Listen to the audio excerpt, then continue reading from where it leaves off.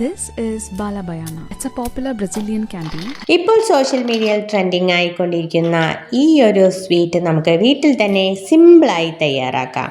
അതിനായി ഞാനിവിടെ ഇതാ ഒരു പാൻ അടുപ്പത്ത് വെച്ചിട്ടുണ്ട്. അതിലേക്ക് നമ്മൾക്ക് 30 ml ഗീ, 30 ml എന്ന് പറഞ്ഞാൽ 2 ടേബിൾ സ്പൂണാണ് കേട്ടോ. അപ്പം ഇന്ത്യയിൽ മെഷറിംഗ് കപ്പ് ഉള്ളതുകൊണ്ട് ഞാൻ അങ്ങനെ എടുത്തു എന്ന് മാത്രം.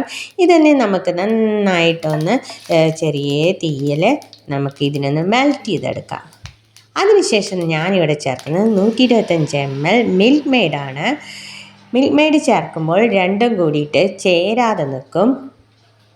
ഗീ വേറെ മിൽക്ക് മെയ്ഡ് വേറെ ആയി നിൽക്കും. അപ്പം നമുക്കിതിൻ്റെ ഒരു പാകം എന്ന് പറയുന്നത് ഇതിനെ ഇളക്കിയിട്ട് നമുക്ക് ഇതിനെ ഒന്നിച്ചാക്കണം.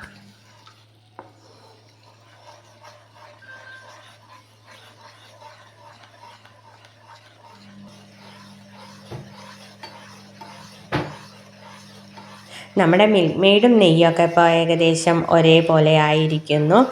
വേറിട്ട് നിൽക്കലൊക്കെ മാറി ബബിൾസൊക്കെ തിളച്ചിട്ട് ചെറുതായിട്ട് തിള വന്ന് തുടങ്ങി. ഈ സമയത്ത് നമ്മൾ ഇതിലേക്ക് 250 ml മെഷറിംഗ് കപ്പിൽ 1 കപ്പ് നമ്മൾ ഡെസിക്കേറ്റഡ് കൊക്കനട്ട് ചേർക്കുകയാണ്. ഇതാണ് ഇതിൻ്റെ മെയിൻ സാധനം, ഡെസിക്കേറ്റഡ് കൊക്കനട്ട്.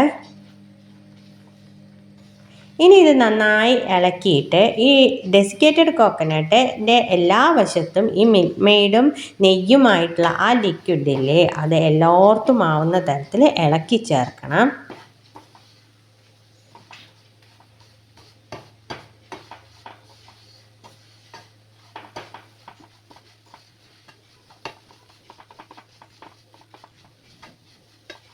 തീ കുറച്ച് വെക്കണം കേട്ടോ. നന്നായി തീ കൂട്ടി വെച്ച് കഴിഞ്ഞാൽ ഇത് ചിലപ്പോൾ അടിക്ക് പിടിക്കാനോ കരിയാനൊക്കെ ചാൻസ് ഉണ്ട്.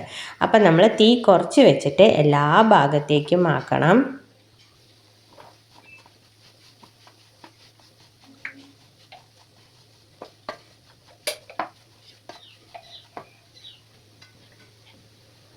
അപ്പം നമ്മുടെ ഈ ഒരു ഡെസിക്കേറ്റഡ് കൊക്കനട്ടിലേക്ക് ഈ നെയ്യും മിൽക്ക് മെയ്ഡൊക്കെ നന്നായി ചേർന്നിറക്കണം. ഇപ്പം നമുക്ക് ഒന്ന് ഉരുട്ടിയെടുക്കാനുള്ള പാകത്തിലേക്കുള്ള ഒരു മാവ് പോലെ ആയിട്ടുണ്ട് ഇത്. ഇനി നമ്മൾ ഇതിനെ ബോൾസ് ആക്കിയിട്ട് ഉരുട്ടിയെടുക്കണം. ചൂടാറിയിട്ടാണ് കേട്ടോ. ചൂടോടുക്കനെ ചെയ്താൽ കൈ പൊള്ളും. ചൂടൊന്ന് ആറി നിന്ന് നന്നായി ആറാനും പാടില്ല. അങ്ങനെയുള്ള ഒരു പരുവത്തിൽ നമുക്കിതിനെ ഉരുട്ടിയെടുക്കാം.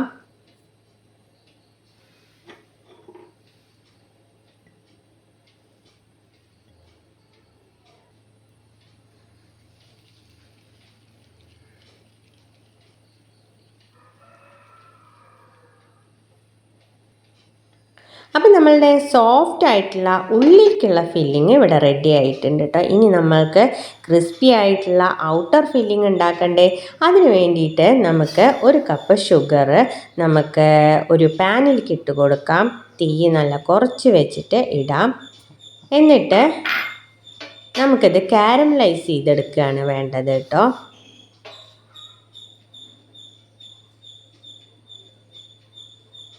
അപ്പോൾ നമുക്ക് ചൂടൊന്ന് ഒരു മീഡിയം ലെവലിലിടാം. വല്ലാണ്ട് കൂട്ടി വെച്ചാൽ കരിഞ്ഞു പോവും.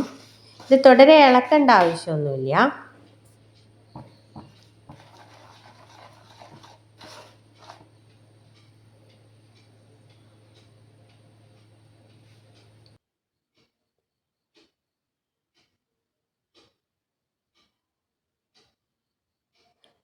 അപ്പം നമ്മുടെ കാരമലൈസ് ഏകദേശം റെഡി ആയി കഴിഞ്ഞു. കണ്ടോ, ഈ ഒരു പരുവത്തിലെത്തുമ്പോൾ നമ്മൾ നമ്മളുടെ ഗ്യാസ് ഓഫ് ചെയ്യാതെ തന്നെ നമുക്ക് ഇത് ഇങ്ങനെ ഓരോ ബോൾസ് ഇട്ടിട്ട് നമുക്കിങ്ങനെ ഇതിൽ നിന്ന് മുക്കി വേറൊരു പാത്രത്തിലേക്ക് ഇടണം. അപ്പം ഞാൻ ഇതിൻ്റെ ഇടയിൽ വിട്ടുപോയൊരു കാര്യമുണ്ട് കേട്ടോ. ഞാൻ ഇടുന്ന ആ പാത്രത്തിൽ കുറച്ച് നെയ്യ് തടവിയിട്ടുണ്ടായിരുന്നു കേട്ടോ.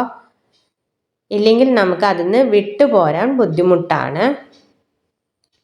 ഇനി നമുക്കിങ്ങനെ ഓരോന്ന് ഇട്ടിട്ട് എടുക്കാം.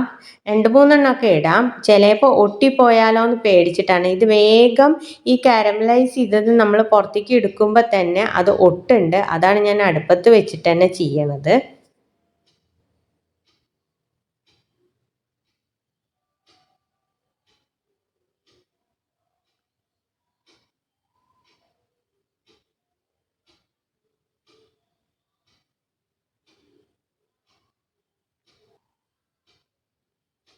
ശരിക്കും ഒരു ഓട്ടമുള്ള സ്പൂണൊക്കെ ആണെങ്കിൽ നമുക്ക് കുറച്ചും കൂടിയും നല്ല ഭംഗിക്ക് കിട്ടുമായിരുന്നു. ഞാനിപ്പോൾ ഇങ്ങനെ ഒരു സ്പൂൺ എടുത്തുകൊണ്ടാണ് അടിയിലിങ്ങനെ ഒരു ഷേപ്പ് വ്യത്യാസം വരും ഇതിങ്ങനെ ഡ്രൈ ആയി വരുമ്പോൾ.